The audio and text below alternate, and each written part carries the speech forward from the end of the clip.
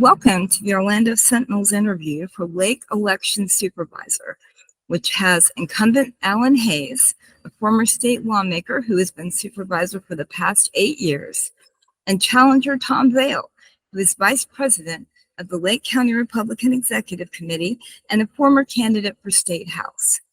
These two men, who are both identified as highly conservative Republicans, have pretty different ideas on how the elections office should be run.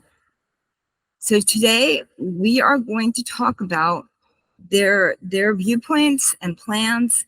We're going to give both candidates a chance to talk about some of the ideas in this race, and with the understanding that some of them would require changes to the state law. And I think Julie Anderson has our first question. Yes. This question is to Mr. Vail first. On your website and in social media posts, you've said you believe mail voting is insecure and should not be an option. What evidence do you have to support that? And what changes would you make to the way Lake County currently processes mail ballots?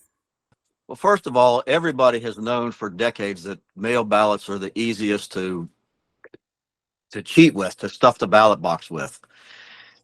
Mail ballots can go anywhere. They go through postal services. They go through different carriers, both government carriers and contract carriers. They end up at mailboxes, which may or may not be attended.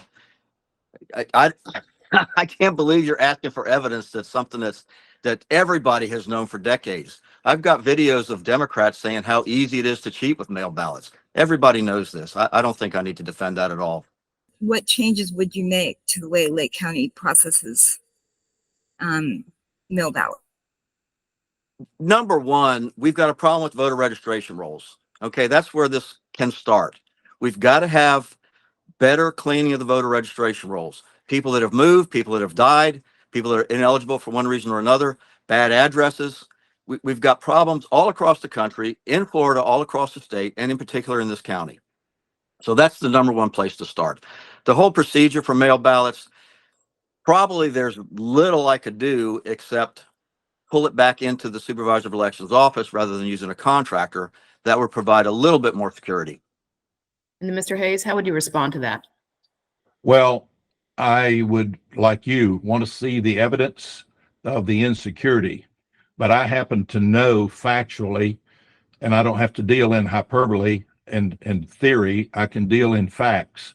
The vote by mail process that we use here is very secure. We have checks and balances, and we balance every time when we have a batch of ballots go through our intake process. When it goes through the tabulation process, both sides have to balance, just like a bank teller balances their cash drawer. Mr. Vail has not come in to see the process. He doesn't know what he's talking about, but I know firsthand that we do have a very secure system. He alleges that we're not doing good on list maintenance. That in itself is a completely false statement. We are 100% compliant with every statute and every rule of the Division of Elections as it pertains to list maintenance.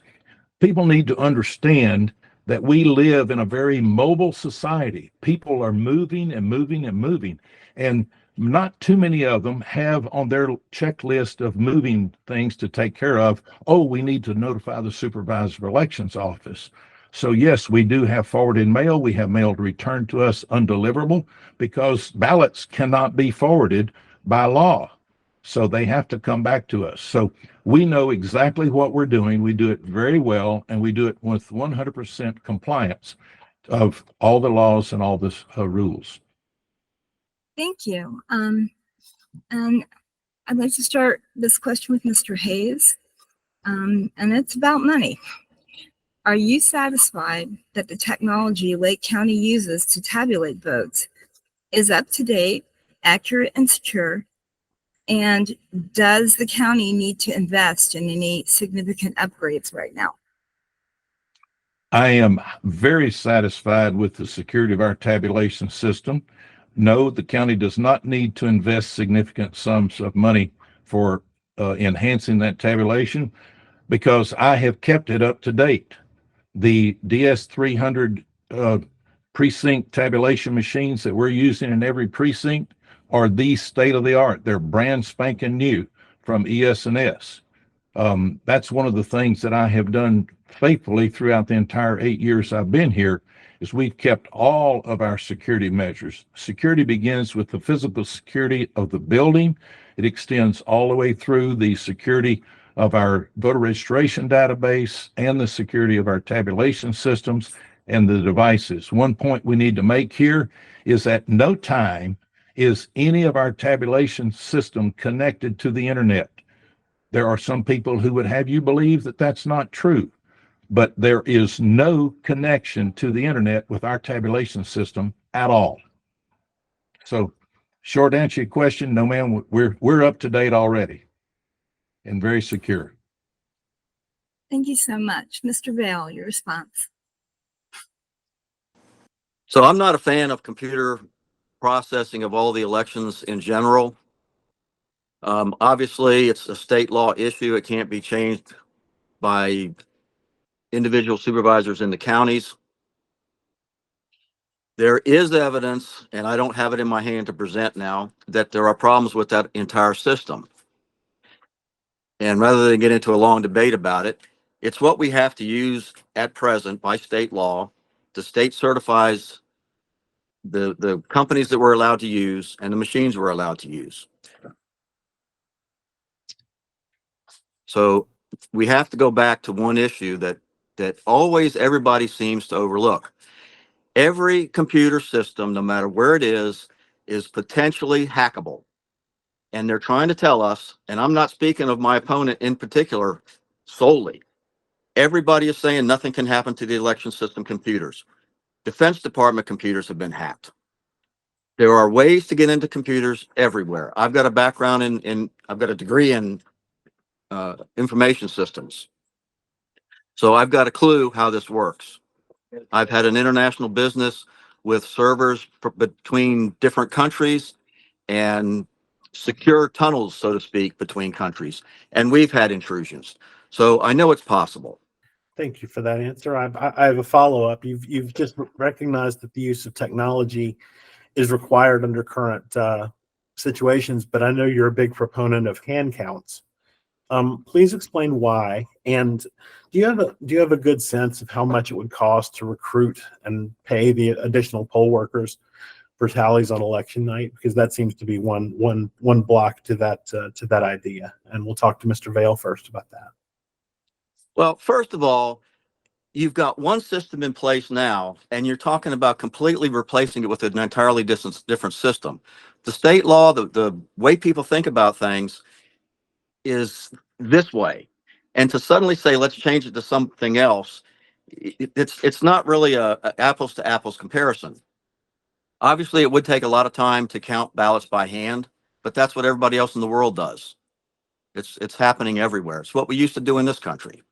It's possible to do. It's time consuming. It takes volunteers, people that are willing to devote their time and energy. It's a different mindset. You have to think differently that my time going to my precinct and counting ballots with my neighbors is important to do once every year or 2 years or 4 years. It can be done. It takes a lot of man hours, so to speak. And the computers are used to justify not doing that because it's so much simpler using computers. Thank you for that answer. Mr. Hayes, your response on hand counts. My response to hand counting is, I don't know whether to laugh or to throw up because it's a sick idea. It's like saying, okay, I think I'm going to revert to the horse and buggy days because of fill in the blank that's wrong with automobiles. And the tabulation systems have proven to be accurate, far, far better than anybody's hand counting. In Lake County, we use a 100% audit. We have 2 separate tabulation systems, both of which have been certified by the state. And that's another thing that we need to consider. Tom mentioned it earlier, that the state of Florida is not like every other state. There are a few states, and Florida is one of them, that requires state certification for tabulation system, not just a manufacturer to come in and say, we've run all these tests. So all of our, and there's only 2 companies that have earned the certification here in Florida. And we use ES&S here in Lake County. It's a very reliable system.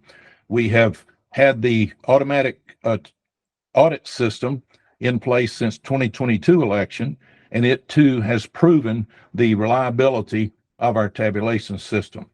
But if you wanted to put the numbers to hand counting, the proposal I've heard them mention is no more than 1,000 voters per precinct. So instead of having 96 precincts, I'm going to have 242 precincts, because we have 242,000 voters in Lake County. You're going to have to man those precincts with 8 or 10 people each. So now you're going to have to recruit 2,400 workers. And then you're going to have to pay them, to your point earlier, Jay. So the whole idea of hand counting in this scope of population is ludicrous. Thank you for that answer. And I have another question directed to Mr. Hayes. It's a simple question. Do you think Lake County has enough early voting sites? And if not, what can be done to remedy that? Yes, sir. I think we have a sufficient number right now. We have 12, and they're distributed all over the county. We are open to the consideration of others if the need presents itself. And frankly, the way Lake County's population is exploding, I would expect there's going to be the need in the next few years, but we'll address that if and when it comes. But prior to the 2020 election, our voters chose on their own to pretty well split up in thirds. About a third of the people chose to vote by mail, a third on early voting, and the other third, of course, on election day. And it worked out very well. We don't have any long lines or anything like that. But we have found that the number of days for early voting is very accommodating. The hours of early voting are very accommodating, and everything about it is it's been quite well received and appreciated by the voters here in Lake County. Thank you for that, Mr. Vail. A follow up to you. What are your thoughts on early voting, and does Lake County have enough access to it?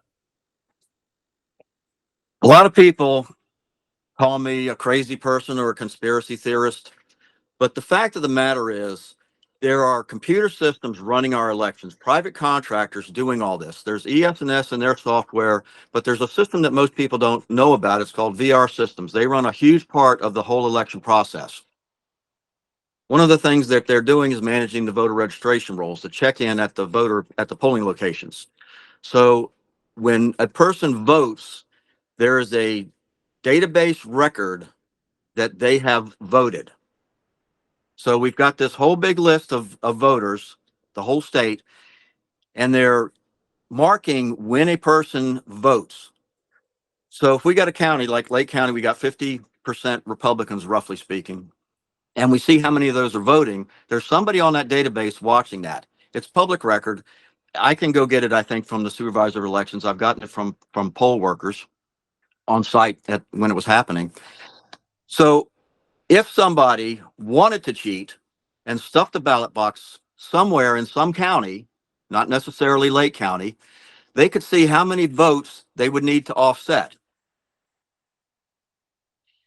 I'm an opponent, or I question, I'm skeptical about all the computer systems because I can see how they can be misused and abused.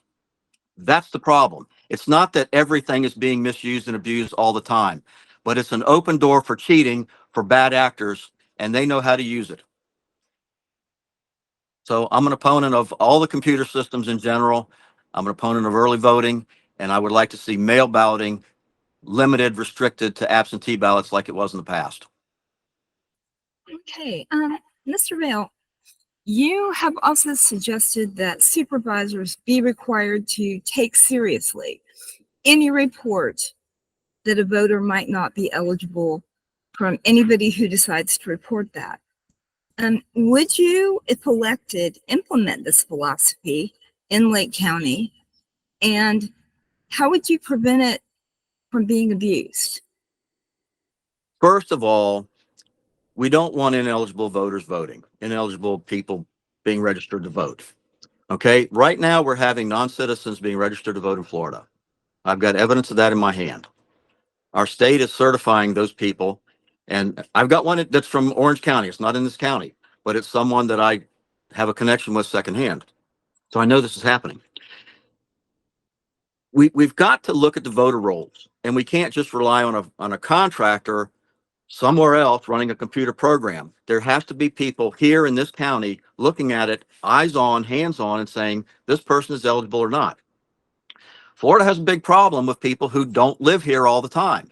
They've got a house in Florida. They live during the cold season. They live somewhere else during the hot season. I wish I could do that. But the fact of the matter is they should only be registered to vote in one place. When you register for school, college tuition, you have to prove you're an in-state resident. Okay, the tax appraiser, the property appraiser wants to make sure you're a resident here before giving you a tax exemption, a homestead exemption. One of the checks that they do is looking for voter registrations in other states.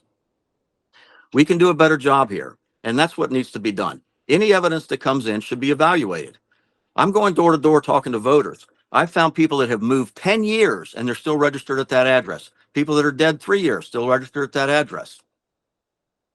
And there's lots of units, addresses, voter registrations that do not have unit numbers in trailer parks and apartment buildings. It's a problem that needs to be addressed. It could be addressed. The United States Postal Service has databases that could be used to update this. But it takes somebody paying attention to it and doing the work to get it done. All right, Mr. Hayes, Yes, ma'am. would you like to tell us whether you think your office needs to be doing anything more to verify the validity of voters, and should you listen to or take into account complaints by third parties that somebody who is registered to vote is not eligible? We take every complaint seriously. We analyze it for its credibility, and if it's credible, we pursue it. And we have found some people that were registered here and registered in other states and voted in other states. We turn them in. We have found people here who have forged signatures. We turned that over to the authorities. We had one woman that had over 500 falsified voter registration documents, and we turned her over for prosecution as well. Short answer to the question is, again, we are 100% compliant with everything. The current situation in the elections arena is very good evidence of why we as supervisors cannot take and cannot be expected to take every person or every group that sends in suspect names.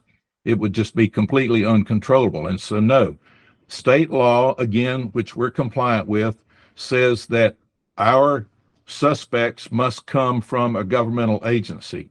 And then we check out every one of them. We're very, very diligent. We're very faithful in that.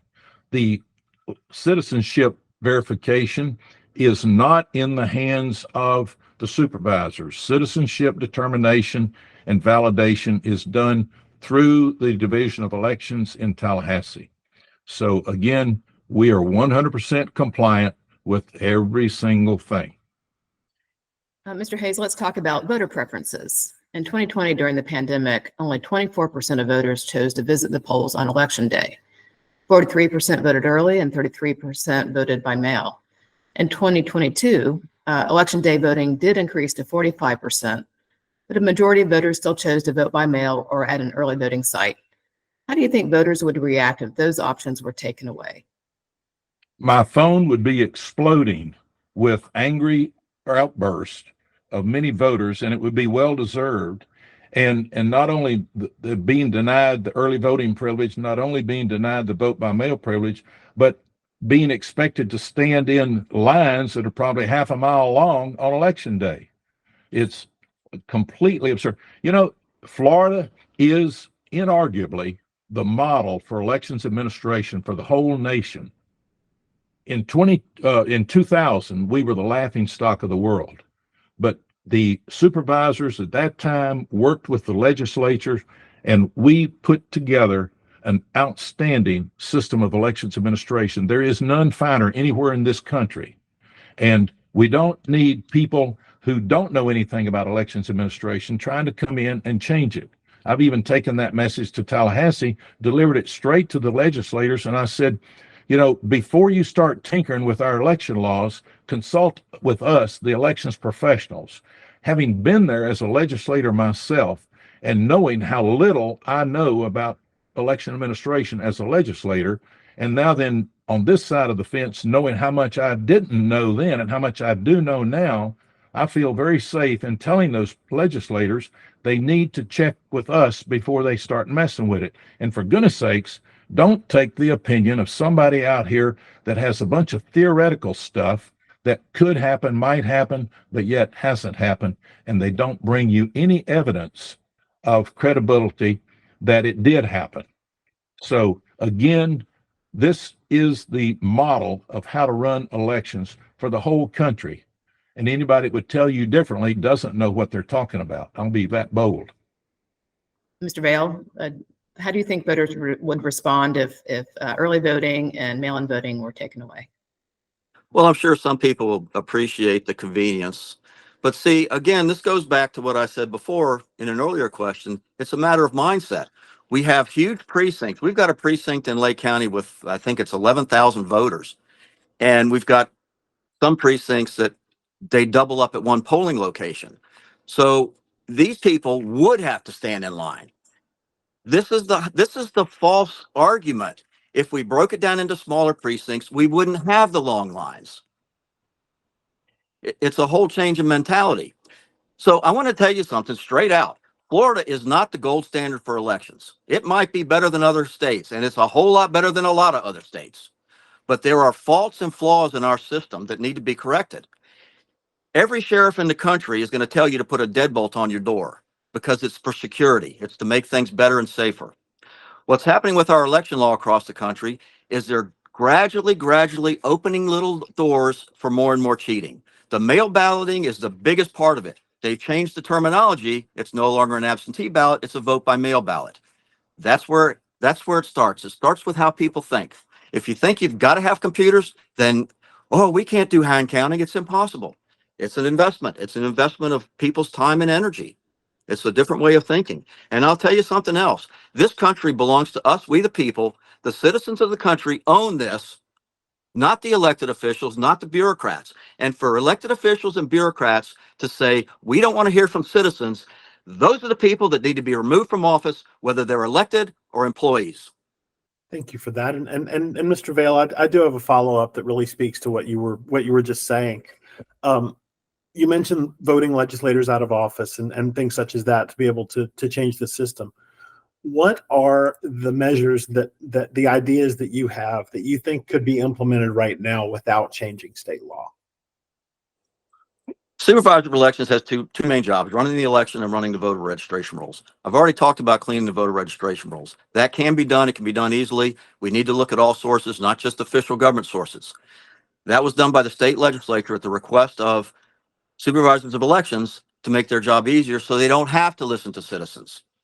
They don't have to listen to citizens. That's what the state law says. They should. Citizens own this country. They own the government. We the people. That's how our Constitution starts. That's what matters here. I can do a better job managing the voter rolls in this county. I know that for a fact. I run an international business with multiple divisions, people that didn't speak English in different countries and different offices in different countries, 3 offices in this country, 4 in Thailand. I've managed a lot of different operations at the same time. It's about setting up good procedures, getting people trained and organized, do the same thing all the time. We've got problems in this county because of people not knowing their job well. And I'm talking specifically in Lake County in the Supervisor of Elections office. I've spoken to people that have given me incorrect information. I've spoken to people at polling places, poll clerks that don't know what they're doing. I've asked, what does this mean? And they don't know. There is a lack of training, a lack of supervision. We've got a really good system here. You go in and you check in with your ID. They give you a little receipt. It's got a number on it of which ballot you're supposed to have. My voting precinct had 7 different ballots in 2022. 7 different ballots in one precinct. one polling location. There were 2 precincts there. But your little receipt has your ballot type on it. A worker comes up and says, here's your ballot, here's your receipt, make sure the numbers match. Very good procedure. It has failed, and it failed not because of the procedure, but the people doing it. Okay, that's a management, supervision, and training issue. I can do that better. One final question for Mr. Hayes. What additional measures would you recommend to ensure the safety of poll workers and voters at early voting sites and on election day? Actually, Julie, did Mr. Hayes get a chance to respond to that last question? He did not. Mr. Hayes, would you like to respond to the last question? Do you want me to respond to the question? Do you want me to respond to Mr. Vail's answer? Your choice. I don't have any response to his dumb answer. Okay. Then we'll go on to the next question is what additional measures would you recommend to ensure the safety of poll workers and voters at early voting sites and on election day? Julie, I don't think that's an appropriate question for a public forum, because if we tell the measures that we're doing, you give hints to people on how you can get around those measures. But I will say that we have already, and before every election, we engage with the sheriff's department and with the city police departments, and we train our workers. We have procedures in place. We have plans in place. We pray we never have to execute any of those plans. So that's about the best I can tell you there. But we are always looking for ways to protect those election workers. Thank you for that. Mr. Vail, do you care to answer that question? I think it's disingenuous at all to say that election workers are in danger. I really do. It's not happening in this county. It's just a fraud, in my opinion, completely. We've got sheriff's deputies at the poll locations that I've seen, which provide security. We've got a very safe county in general. And I've seen public records requests across the state that do not show any harassment or danger or threats to poll workers in this state. I think it's completely fraudulent. Thank you both. You've definitely given people a lot to think about in Lake County. And we will be making an endorsement in this race, but we urge voters to take their own look at both candidates who both have websites and social media presences. You can also attend public forums, and of course, you're going to have our excellent news coverage. So take a look, see which one of these candidates best represents your view and gives you the most confidence in the security of the vote in Lake County. And most importantly, remember, you still have to vote on August 20th or before. That this race will be decided most likely in this primary. So with that, I want to thank both of the candidates for participating, and we wish you both the best of luck.